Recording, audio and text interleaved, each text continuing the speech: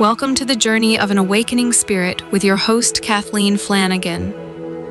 The journey of an awakening spirit is about teaching you a variety of tools that you can use to step into your true self. It is about self-discovery, realizing you are not alone on your journey. We will open the phone lines, give readings, and talk about what our listeners want to know. So please welcome the host of the journey of an awakening spirit, Kathleen Flanagan.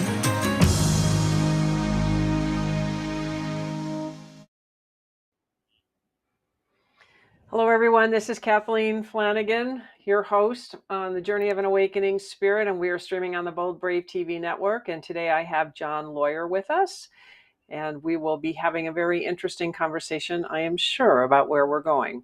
But first, I'm going to go ahead and bring in some sound with love, happiness, and balance.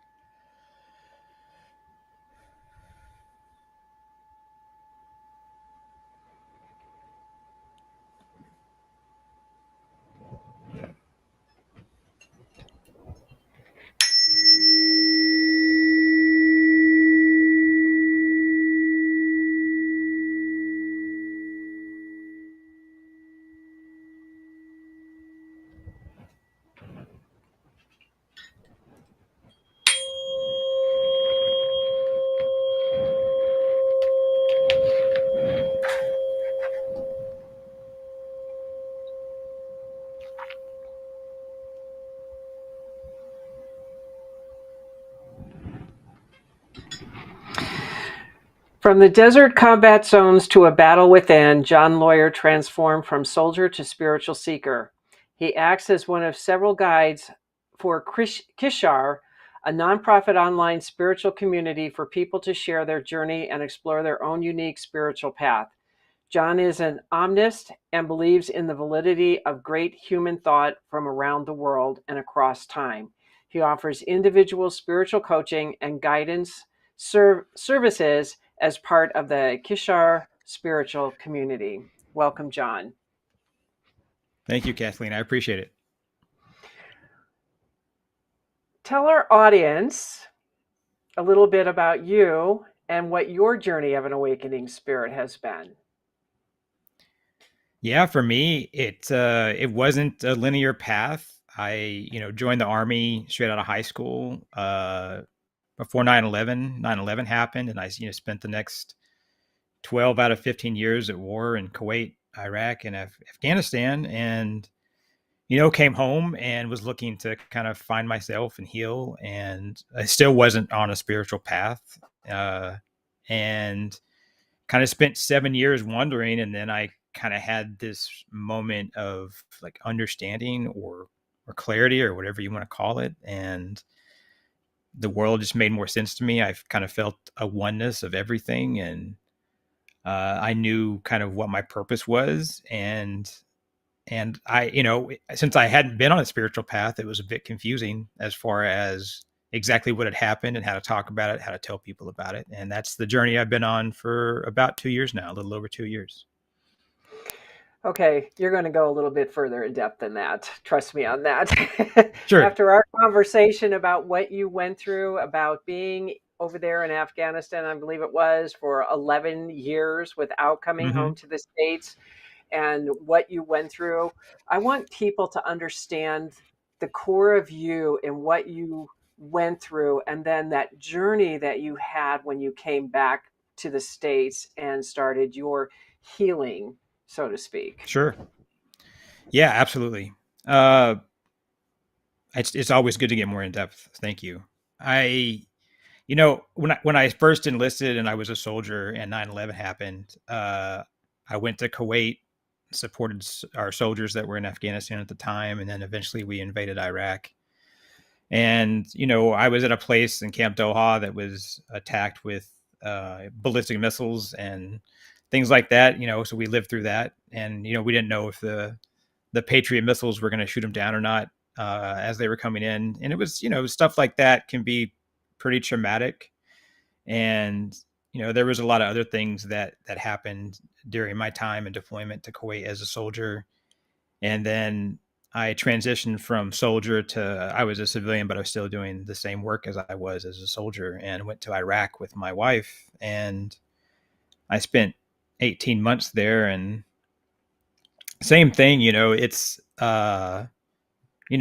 have to worry about IDs, you have to worry about rocket attacks, and you're also dealing with, I was a counterintelligence special agent, and in the Army, and then I was dealing with counterintelligence and counterterrorism in my job, and you deal with some pretty horrific stuff. It's you see humans at war. You're part of this machine of war, and it's something that you really it kind of gets to you, especially in a cumulative sort of way. I think it can get to you in a short term, but then it starts to have this long term effect since you're in it all the time. And I was working 80 to 110 hours a week, 7 days a week, all the time, just at work and in my job. And then I came home from Iraq, spent a year or so home, and tried to do some things in the civilian world, and that didn't work out. So I decided to go back to war because it's what I knew. You do what you know. And I told myself I was never going to go back, but I did. And I ended up in Afghanistan for 6.5 years consecutively in Kandahar. And I think that, looking back, I don't know how I did it. I don't know how I spent 6 straight years there. And my job there was more demanding than ever, than I'd ever had. And that's saying something, because my job was pretty demanding prior to that. And our unit was, our operations tempo, which means like how busy we were, was just constant, and our job was to protect Kandahar Airfield, which at the time was the busiest single runway on planet Earth. It had planes coming in and out every 30 seconds. And our job was to protect it, keep the airfield running, and protect the people on it and the aircraft. And to do that, we collected intelligence. We had to go out and catch bad guys and do things like that. And so in asymmetric warfare, it kind of takes an extremist to catch an extremist. So you have to kind of like have the mindset get in their head, and it's a pretty dark place to be. And you also start to see that the people that you're fighting are just people, just that, right? They're just humans. And I think that time, and as time wore on, that got to me, because the people that, we would send our guys into someone's home in the middle of the night, and they would take this man away from his wife and children, and they were crying, and they would be terrified. And especially in a country like Afghanistan, when you take the man out of the house, they don't have anything, they're left with nothing. And then we would send them to prison. And I think I saw the humanity of it. I also saw the, like I said, they were just trying to put food on their table. They were just trying to live their lives. And that took its toll. I think it's the U.S. Western military industrial complex is this big giant machine that is extremely good at what it does, and I was a part of that. But I have great respect for some of the things that the U.S. does around the world, and the good that it does. But that doesn't mean that we don't do things that are bad and evil and dark. And so I think, coming home after that, so I came home and finally decided to kind of hang the spurs up, as it is. And in doing that, I didn't really know what to do, because people don't talk about it much, but you get addicted to war. And so I was addicted to war. I went to the VA and asked for help, and they said, are you addicted to drugs or alcohol? They ask that question every time a vet goes in, even if you tell them no. But I said, I'm not addicted to drugs and alcohol. I'm addicted to war. I got paired with a therapist in the VA who was a Eastern medicine, kind of Eastern faith practitioner, counselor. And that's pretty rare in the VA. And, she taught me mindfulness, and she taught me some other things. And it was helpful, but at the time I wasn't healthy enough. I wasn't even able to kind of wrap my head around what she was teaching me. I think that probably helped me later on, even if I didn't know it. And I was kind of lost for the next 7 years. I call it, my time. People used to ask me, well, what's Afghanistan like? And I would say it's like the swamp of sadness, from the never ending story. It's like this place where you can sink if you're not careful. You get lost in it. And I am proud of myself for not getting lost completely, not sinking completely, and finding a path where I could keep moving. And I didn't see much light, if any, um, even inside. But I think, as I healed for these 7 years, I started to get more distant from it. Time does heal wounds, and then I had this moment of clarity or understanding. I was just in bed one night, and my wife was asleep, and like I said, things just made sense, and I saw my light and my wholeness, and um, it was a very warm, very peaceful, very calm thing, and that's what led me to this path that I'm on now. Did you receive a message, or was it just an all-encompassing feeling to move you into a new direction? It's a great question. I'd say it's a little bit of both. I think that it was this new direction that I was on, and I felt that. But I had an understanding. This part of it was a message that my purpose. I knew what my purpose or higher purpose or dharma was. It was to go and see if I could talk to people, help them help themselves, find that they do have light inside. They can make it, heal from trauma, or figure out a way to move on from it. And I wanted to share my journey with people and have them share theirs with me. And I had this idea that regardless of your religion or your spiritual philosophy or your creed or whatever, it doesn't matter. Like, we're all kind of saying the same thing. It's all pointing in the same direction. And so why don't we all get together and ask questions about it and talk about it and change, even be willing to change what we think the answer is as we learn. Are you working with vets, or are you working with a lot of variety of people? I work with a variety of people, and I'm happy to work with vets. I think it's a noble cause, and there's a lot of people out there doing it.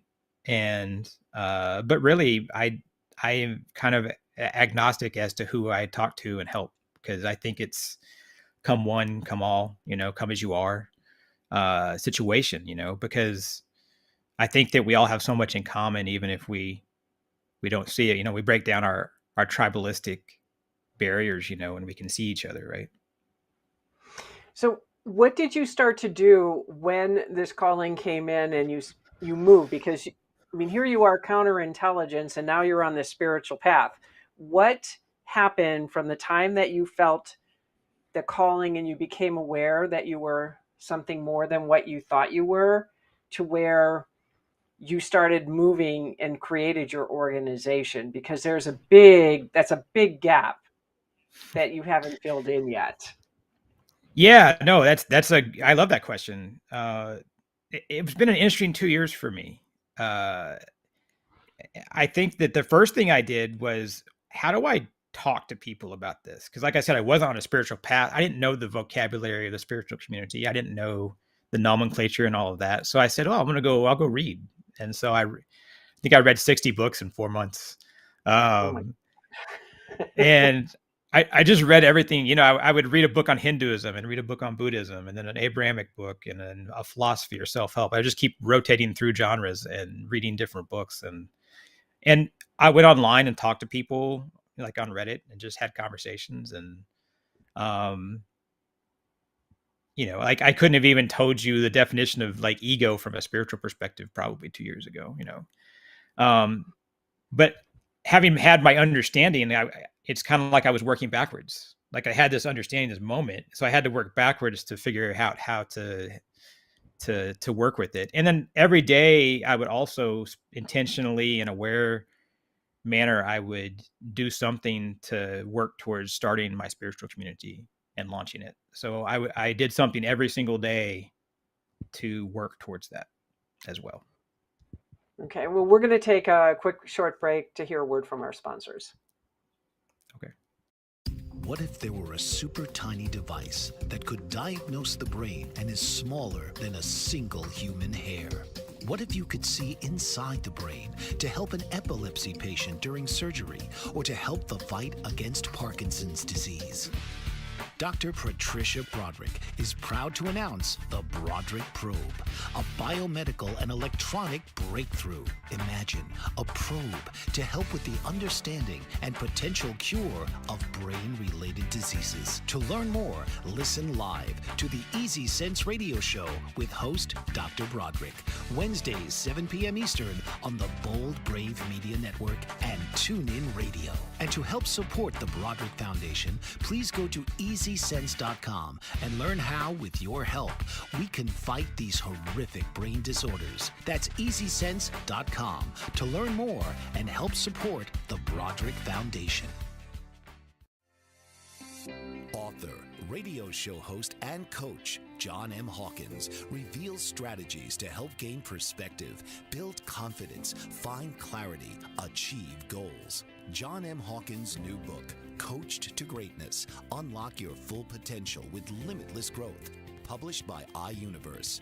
Hawkins reveals strategies to help readers accomplish more. He believes the book can coach them to greatness. Hawkins says that the best athletes get to the top of their sport with the help of coaches, mentors, and others.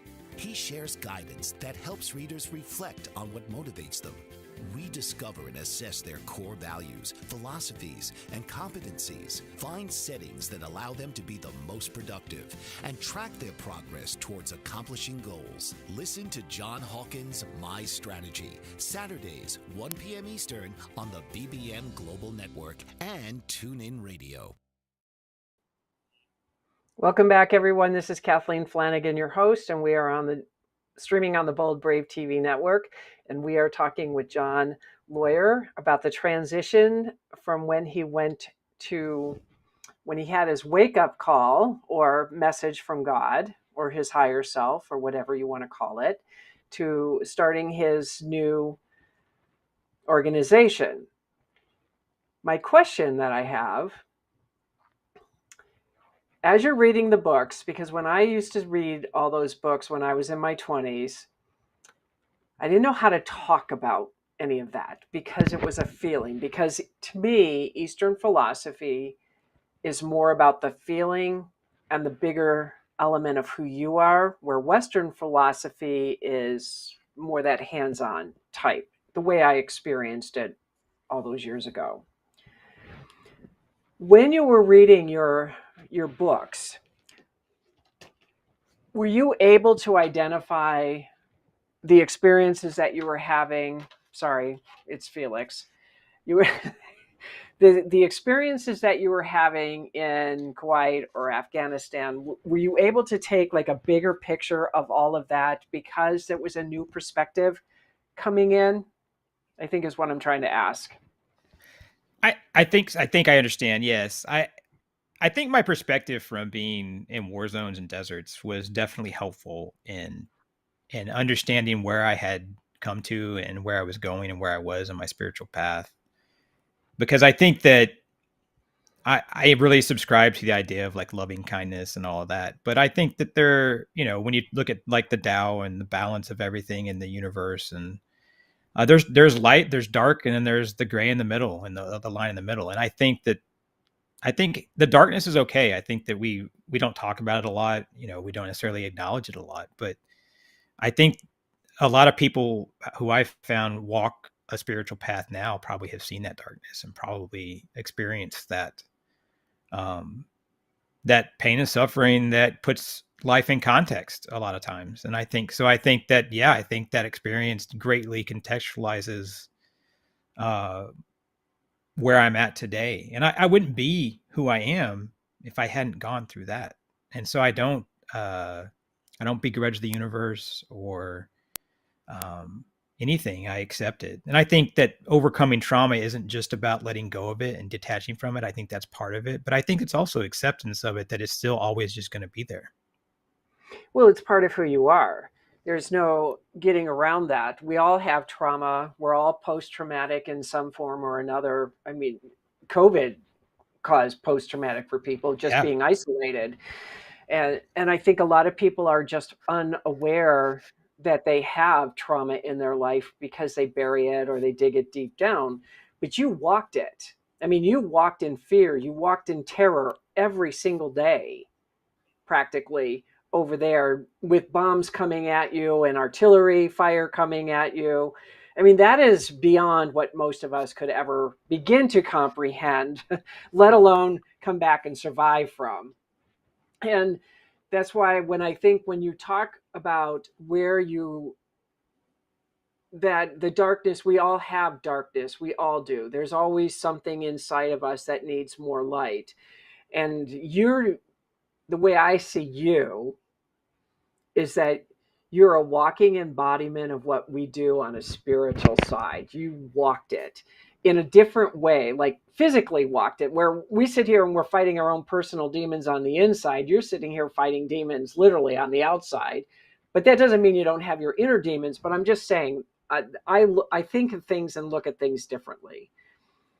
To be able to literally walk and be in that kind of emotion almost nonstop, even though you're addicted to it, and endorphin release and serotonin release and all that, it still has to do something to your own psyche on the inside. Yeah, I think that it does. I think that it's a good point to talk about.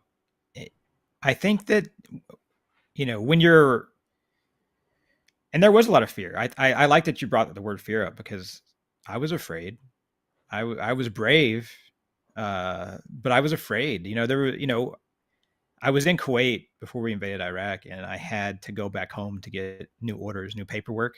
They made me fly home for 2 weeks, get new paperwork, and fly back.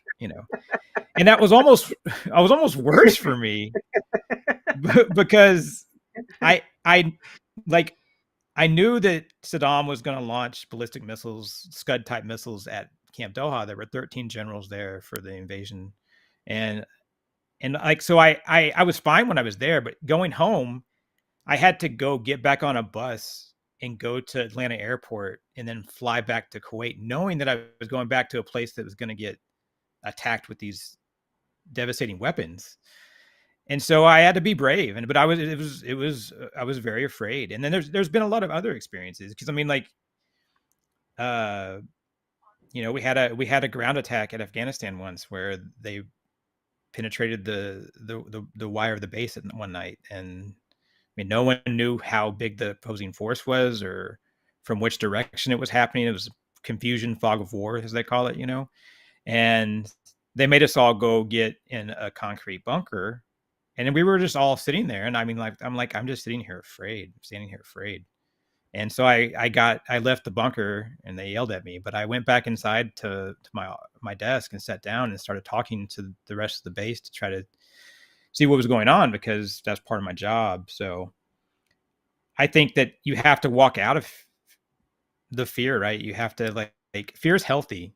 I mean, the mind and the ego have kept us alive for thousands of years. So fear has a purpose. But you just have to decide to look past it. But I do think physiologically too, though, that I think that there are certain types of trauma that we live. There's different levels of trauma, and I think all of our traumas are valuable and valid. But at some point, sometimes when you live this low grade trauma combined with spikes of high grade trauma, it physiologically changes your amygdala and your brain, and so I had to learn that I'm probably never going to be the same physiologically as well. And I think that that's important to add in as context to the spiritual side of things. Well, when you were in that, I'm sure that you were praying to God or the universe or Allah, whoever it was, that there was a lot that you were putting a lot of your faith that you were going to be taken care of. I mean, I would think you would have to, because that's I can't imagine not being in a situation where, because our natural instinct is to protect our bodies. I mean, that's our natural instinct. That's what the ego wants us to do. And when we feel out of control, we pray generally. And Yeah. so when you're in this, I'm thinking you've got to be going through that, because I know that you also said when you came back to the VA that you had hypnosis done. And I'm sure that might have helped to release some of that trauma that you were experiencing as well. I think I just want to know a little bit more about, what did you do? Yes, you're brave, and no doubt about that. But what did you do when you were living in that kind of fear, when you're sitting in a cement bunker? I mean, there's things that are going through your head. You have your training as a soldier that you're working with, but there's something more. Something else had to push you to be able to move through that fear. Do you know what that was for you? I do, and I've only recently figured that out. I love that question because I didn't even know that a couple years ago when I kind of had my understanding. But I've been thinking about it recently, and I think that our higher purpose changes throughout our lives, and it's different for Mhm. where we are in our journey. And I didn't know it then, but like I was completely ingratiated in my job. I was completely dedicated to it. It was almost a religion for me, like to accomplish the mission, to be successful, to protect people. And I realized now that was my dharma. Then that was my higher purpose, and I was wholly, you talk about like the swadharma, and like when if you look at the Bhagavad Gita, right, and you're living your purpose in your day to day, like that's the ultimate, right? And I didn't even know it. And I think that that's what got me through, is that I was like this true believer in what I was doing. I was fully and wholly dedicated to it, which is why I could work 110 hours a week, 7 days a week for 6 years, and then the years before that and all that combined. And I think that's what got me through the fear. That's what got me through uh, the pain and suffering of it all, was just that. And there was a brotherhood and a sisterhood as well from the people that um, I fought with and served with and was there with. So I think that all that combined, I think it comes down to the fact that I lived my higher purpose and didn't even realize it at that point. It's changed since then. So when you started moving into this new calling of yours, what did that look like? And what kind of head stuff went through you? Because that's, I mean, again, it's a big change from being a soldier to being a spiritual seeker, guidance person. Right. Wrong words, I'm sorry, but you know what I It's mean. okay. Totally. Yeah. I I think that it was that first year, it was 2021, the fall of 2021 to fall of 2022. It was very peaceful for me. It was warm. I didn't really care about much in a way that I was just kind of chill. And it was I was fortunate enough to have some time in my life where I could spend reading and studying and just trying to figure out who I was and what this meant, and uh, how it was all going to shake out. So it was a very inviting experience, and uh, I I wouldn't change anything for that. And it was, I think for me, I had always been like this expert in my field, and I was not necessarily the most important person, but when I walked in a room, people listen.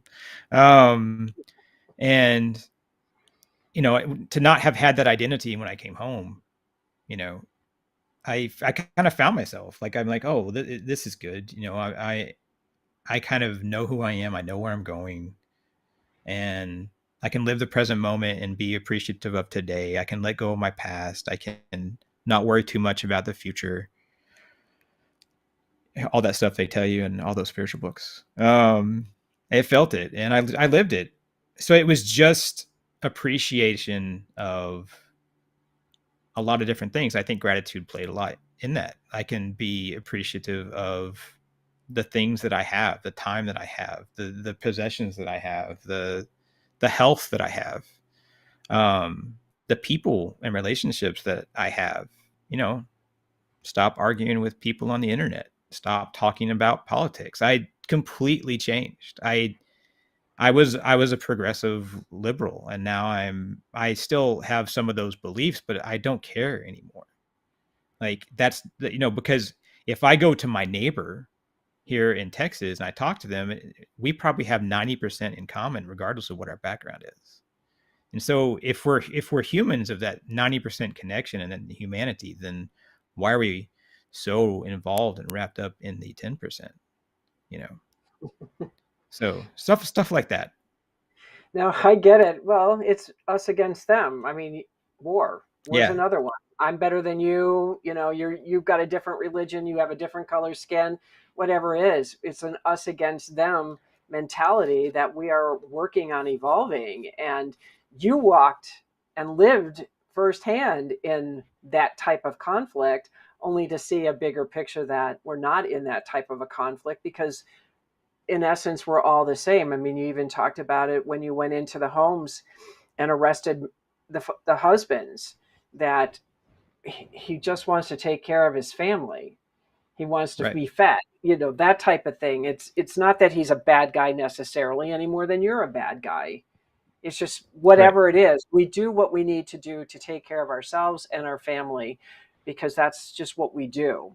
Well, we're going to take a quick short commercial break and we'll continue this conversation in a minute. Sounds good. Did you know that your beliefs create your entire reality, but it's the subconscious beliefs that do most of the creating? Belief shifter and life coach Shiraz can help you identify those limiting beliefs and eliminate them, often in a single session. Like it was almost instant, like I had relief right away. Creating better health, relationships, careers, and finances. Let Shiraz help you step out of safety and into awareness. Definitely something's happening. It's like a flow inside. It feels good. Whether in person or online, Shiraz provides personal coaching, belief shifting. Visit Shiraz at energeticmagic.com or call 416-529-7429. Energetic Magic on the BBM Global Network, Tuesdays at 7 p.m. Eastern. Find your greater happiness. Be well. Be aware. Be magical. Are you struggling to care for elderly parents or a spouse? Do you wonder if being a caregiver is making you sick? Are you worried about taking time off work to care for elderly parents and balance work, life, and caregiving? Has caregiving become exhausting and emotionally draining? Are you an aging adult who wants to remain independent, but you're not sure how? I'm Pamela D. Wilson. Join me for the Caring Generation radio show for caregivers and aging adults, Wednesday evenings, 6 Pacific, 7 Mountain, 8 Central, and 9 Eastern, where I answer these questions and share tips for managing stress, family relationships, health, well-being, and more. Podcasts and transcripts of the Caring Generation are on my website, PamelaDWilson.com, plus my caregiving library, online caregiver support programs, and programs for corporations interested in supporting working caregivers. Help, hope, and support for caregivers is here on the Caring Generation and PamelaDWilson.com. Welcome back, everyone. This is Kathleen Flanagan, your host, and we are streaming on the Bold Brave TV network, and we are talking with John Lawyer today. As we left the show, we were talking about how you can talk to anybody because we're all the same, regardless of what you experienced over there and the us and me against them and all that crap that we do in our world. What I want to talk about now is tell us a little bit more about the organization that you created, what it's looking like, where do you want it to go, how is it growing, and what you need to help make it grow a little bit more. Sure. The community is called the Kishar Spiritual Community. We named Kishar. It's the Sumerian goddess of Mother Earth, kind of like Gaia or Mother Earth. And it also represents the line on the horizon, which I think represents the journey that we're we're all on, whether we know it or not. And the journey is really this powerful thing for me, and my own, and hearing about others. And I thought, I think that in our current technological age, there's still space that we can create for like an authentic, meaningful community where people can come together and have peace and calm, have authentic conversation, and a place that's not Instagram or Facebook or TikTok or anywhere else. It's a place where people can uh, share what's on their mind, listen to what is on other people's mind, and like I said, just have a community. And so that's what I wanted to create, and I spent a couple years working on it, and with my wife and a friend of ours that we met in Afghanistan, who lives in Bosnia. And so that's what we did. We created it. It's got all those places where you can talk to each other. It's got daily meditation prompts, guided meditations. We have weekly spiritual roundtables where you can just have a spiritual discussion lightly. I lightly moderate it, throw it around the table, see what people have to say, and it's an inviting place. And it's also got I believe that it's not just the spiritual journey that we're on. It's how do we live in the real world while we're on this path. So it's about those daily kind of building blocks of life that ground us and center us, whether it's sleep or health and wellness,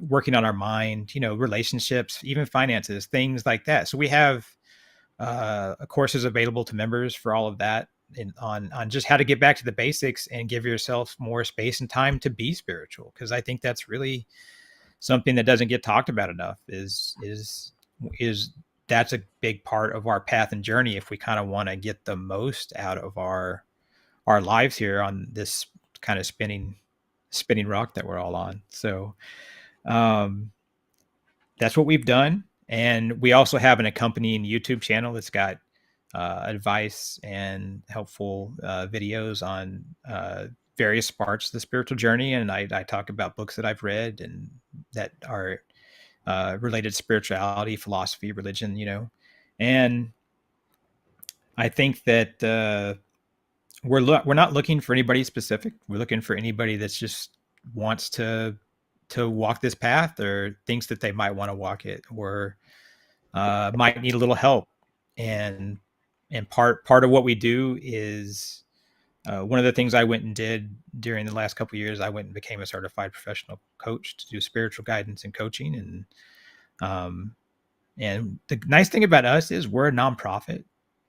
So we do have a monthly subscription. There's a free trial to our membership, but all that money goes back to the members, and we don't take salary.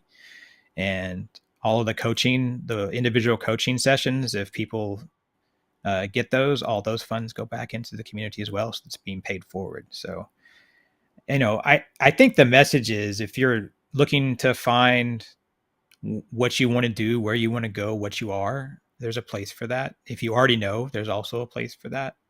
It's that's the message. Is it strictly an online community, or do you actually have a brick and mortar for people to come in your local area? It's just right now. It's just online, and obviously, eventually, we'd like to expand. We are planning physical in-person retreats for spiritual getaways, as well as people can kind of connect on a human level and things like that. We'd like to make that a regular part as we grow. We just launched last month in October and went live. So we're still getting to that point where we kind of grow and achieve critical mass and all of that. So that's part of it. But yeah, that's the direction we're headed. Well, I think it sounds amazing. You're right about the fact that we don't bring enough spiritual aspects into our lives. We've gotten very technological, in my opinion, where people are self-absorbed. They're into their phones, they're into social media, and think that they have 10,000 friends and they're going to be there when something happens to them, when they're not. And that's the part that I think is the most deceiving of the world that we live in, is that this younger generation really doesn't know what a human connection is to a degree that I'm used to, or what you may be used to. And I truly believe that we learn more from each other by being in each other's energy. Yes, being on YouTube and having Zoom conversations, that helps, but there's something about the physical touch, physical contact, being in that energy where there's an exchange, where you're reading the body language, you're reading everything about that person and not just what's on the words. That's why email has always been one of those challenging, destructive type things, is even if you're not thinking it, you don't know how somebody's going to interpret it if they're having a bad day. But when you're in another human's energy field, you can feel what's going on with them, where there's a little bit more Right. sensitivity or compassion, and you're not just some jerk doing whatever I decide you're doing at that moment, because I'm more aware of you as a human. And I know for me, and I'm guilty of this a lot, but I really focus in on trying to make eye contact with people and acknowledging that they're there and being nice to them and saying hi, because you don't know what a smile or a kind word is going to do for somebody, because we don't know people well enough anymore. So I want to be a light. I just want to be a light for people. And I think what you're doing is remarkable. I think it's the video that you have. I'm going to just tell the audience this. The video that I watched before I interviewed you teleported me someplace that I don't know where I went. All I know is I was sitting at my fireplace, I was watching your video, and I was on my knees because I was warming my butt because my back got too hot. And I just, all of a sudden, I came back and where am I? Where did this guy teleport me to? People don't do that to me.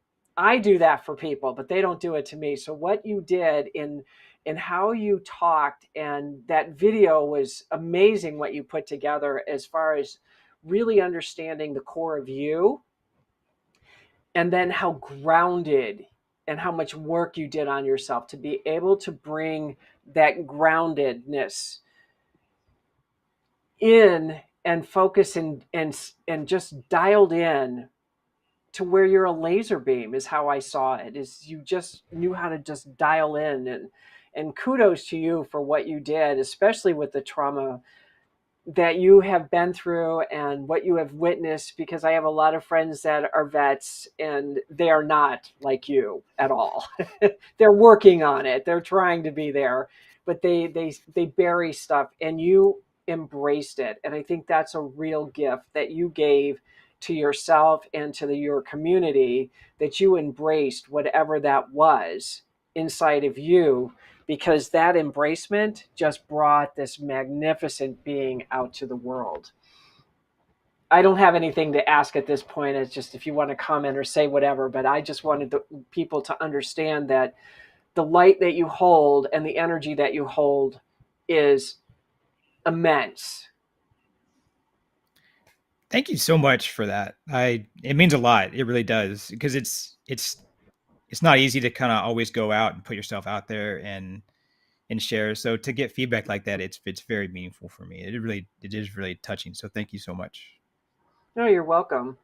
Well, I figured you're doing all this amazing work and you're still working on yourself, because that's a never ending thing. All we're going to do is constantly evolve and grow and shift and change and do the zigzag on our journey of life. That's what we do. Going up the hill and coming down the hill doesn't matter. You're always on a zigzag. That's right. I just remember when I had a dream several years ago where I finally got to the top of the hill, because I'm climbing this mountain my whole life. And I'm like, yay, I'm finally at the top. And I start heading down and I'm zigzagging, going down even worse. And it was even rockier going down than it was going up. And I just laughed, because in the dream, it was where you're starting out at the top of this hill and where you're going are two different places. And I have watched this journey unfold. I still haven't got a clue totally where I'm going yet, but it doesn't matter. I'm guided. I'm following what my intuition tells me to do.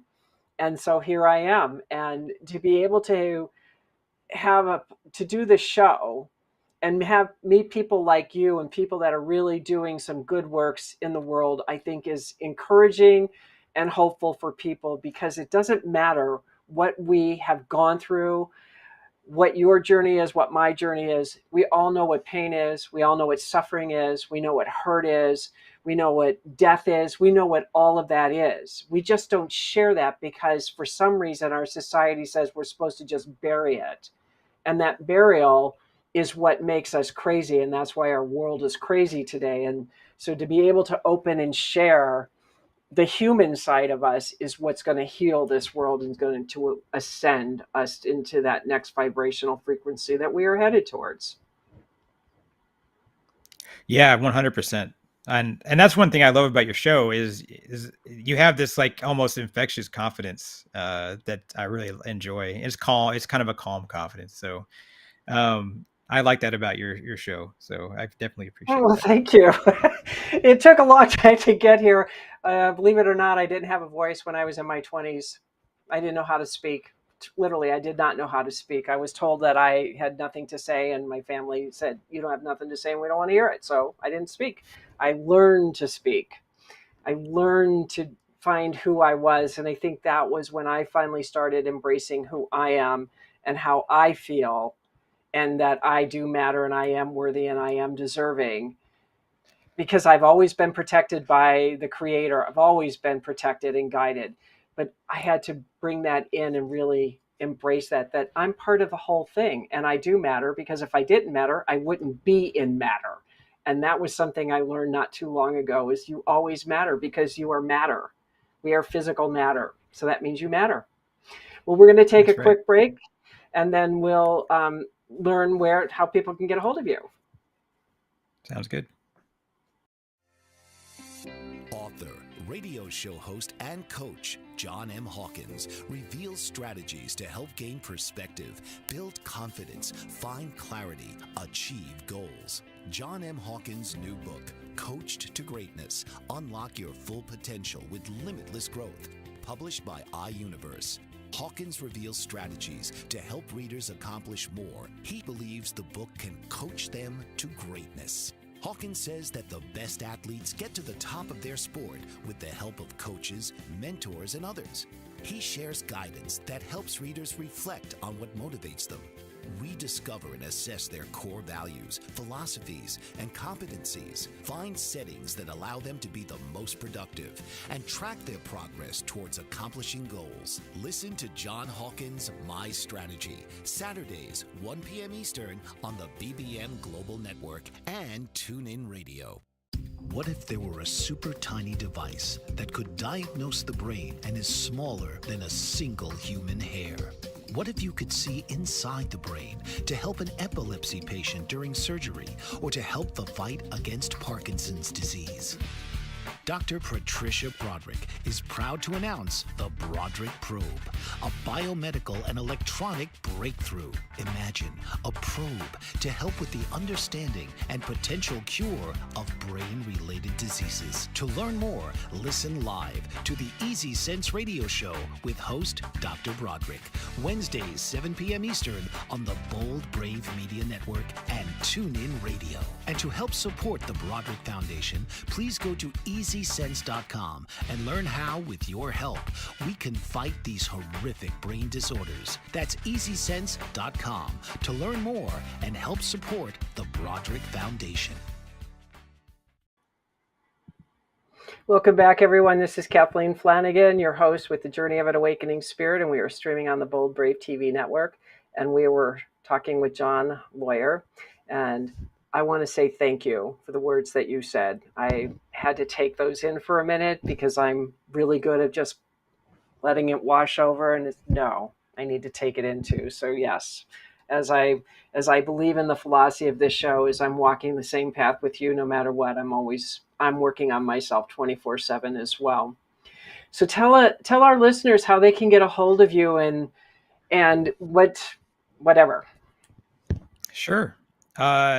If you're looking to look into our community, visit us at kishar.org. That's KISHAR.org. Can you check your microphone? Yeah, can you hear me? I'm having trouble hearing you. Can you hear me now? Unless that's me. Hello? Okay. Oh, that was me. I'm sorry, John. I think No, it's okay. my cat must have done something to the sound. Sorry. Go ahead. No, that's life, right? I appreciate that. Yeah, you can visit us at kishar.org. That's KISHAR.org. And that's where our homepage is, and you can become a member. If you're looking for individual guidance or coaching, we can help with that. And we also have a YouTube, which is at Peace on Your Journey. And that's our YouTube. So either one of those places you can find us. And at the bottom of our homepage has all of our socials and links, including links to our YouTube. So, if you want to take a leap or a chance and go check it out, do it. Go be part of a community. Let's start talking. Let's have a conversation. Let's have a discussion. And maybe you'll find some warmth and some light where we can kind of share our journeys and paths with one another. What would be one thing you would offer our audience? What would be the one thing that you would suggest that they do to move closer into their dream? I would say the first thing that people can do is know that the most important thing they can do is to take care of themselves before anything else, because you can't be any good to yourself. You can't be good to any of your other relationships or anyone else in the world or the world itself if you don't take care of yourself. So when you do that, you lift yourself up, you lift the whole world around you. So I think that's the advice I would start with. That sounds perfect, because that's exactly what you did for yourself. You took care of you, and look where you are now. You're building an empire and don't even know it yet. Thank you. You're welcome. Well, I want to thank you very much, John, for being here with us today. It was very insightful. Your story is remarkable. Your journey is incredible. And it doesn't matter who you are in life, whatever your journey is. We're all walking a life when we all have the same thoughts and feelings and different experiences, but we still have the same thing, and we're all still spiritual beings having a human experience. And what a gift that you did. And thank you for your service to our country. I mean, that just goes without saying. Is thank you for whatever you've done for us, because that was a huge sacrifice on many levels for you to do that for us. Absolutely. Well, I just want to let everyone know, if you enjoyed the show today, feel free to like or subscribe to my YouTube channel at KathleenMFlanagan.com. And we do have the coupon codes Brave TV for Awakening Spirit and Grandma's Natural Remedies, which is a CBD product. Also, KathleenMFlanagan.com has all of my services that I offer.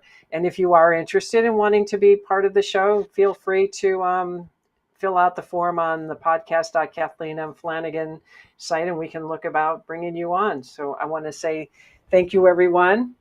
From my heart to yours, I hope you have a fabulous week, and we'll talk next week. This has been the journey of an awakening spirit with your host, Kathleen Flanagan. Join Kathleen each week as she will inspire and empower all those who are drawn to her to live their highest vision in the context of love and joy. Right here Tuesdays at 4 p.m. Eastern on the Bold Brave TV network.